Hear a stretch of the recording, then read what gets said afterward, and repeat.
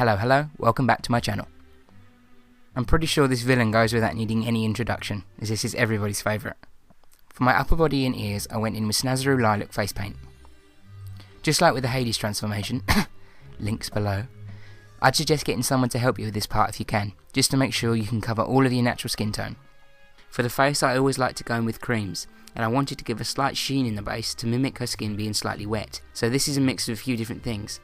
I scraped a bit of the Snazaroo Lilac and a very pale cream foundation into a small pigment jar. I then placed this in the microwave for 30 seconds to melt them both down so that they would mix together easier. In this mixture I also put in a little bit of MAC Vanilla Pigment and a tiny bit of Violet Pigment, as these pigments will add the shine to the skin and make it look slightly wet.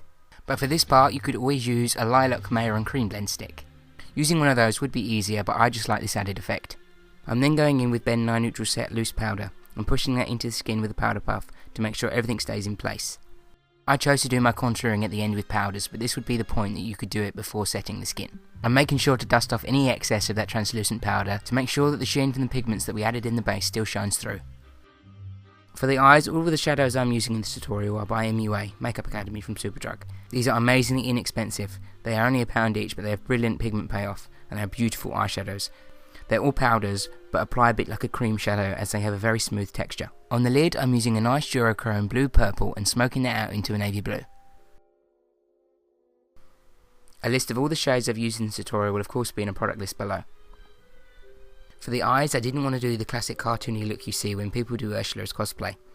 I wanted them to be a little bit more natural but have the same drawn out look.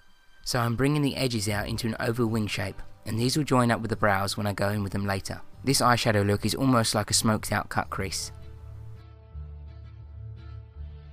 For my brow highlight, I'm going in with another MUA shadow in the colour Oyster. This is a beautiful pearlescent white and works perfectly as a highlight. It's also a good dupe for MAC Vanilla Pigment. I'm making sure to go through with the blending brush to diffuse all of those colours and get a seamless gradient. Now that the eyes are done, it's time to go in with my favourite part, eyebrows. For my brows, I'm going in with Illamasqua Thunder Eyebrow Cake and a matte brown Inglot Eyeshadow in the number 327. I went in quite thick with the brows, giving them a nice high arch and thinning it out to a point at the tail.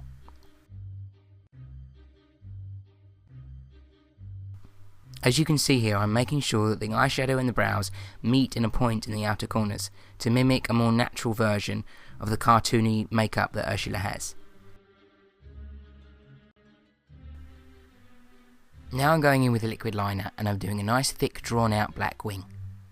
For this I'm using Collection 2000 Fast Stroke. This is one of my favourite drugstore liquid liners. I use it all of the time and I get through a lot of it. I'm following the wing of the liquid liner along the base of the oval shapes that we smoked out in the crease earlier. This will help add to elongating the eyes even further. As you can see, the joys of having a breakout in the perfect place, if there ever is one. You can cover it with liquid liner to make it Ursula's beauty mark.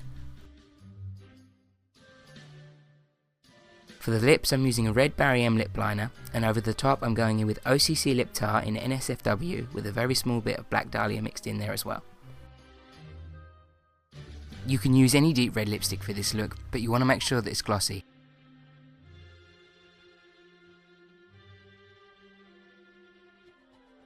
For contour, I'm using the same matte deep navy blue eyeshadow from MUA that I used in my eyes. With that shadow, I'm taking it in all the general areas that you want to contour, around the temples, the cheekbones, down the nose and the jawline.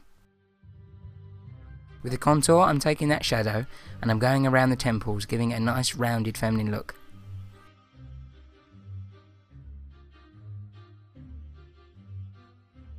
I'm going in with the same brush I used to apply the base. I'm not adding any more product here, but I'm just using what's on the brush to blur the lines of the contour even further. I'm making sure when contouring the cheekbones that this shape is a little more rounder to give the effect of a fuller cheek.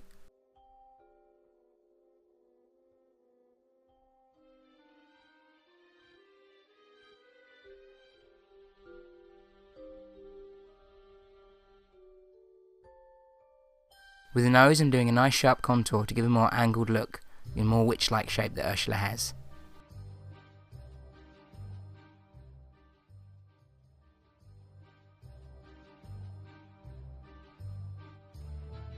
Now I'm going in with some MAC Vanilla Pigment for the highlight. In keeping with the wet look idea, I'm concentrating this a lot in the centre portions of my face, taking it down the nose, in the centre of the forehead and up the cheekbones. This will just really bump up the glow of the skin and give a wet, dewy look as if she's just come out of the ocean. I love a good highlight, and with Ursula you can just keep adding more and more because this will add to the wet look. A little tip with curling lashes, you want to do this in 3 stages. You want to squeeze a few times at the base, in the centre of the lash and at the end.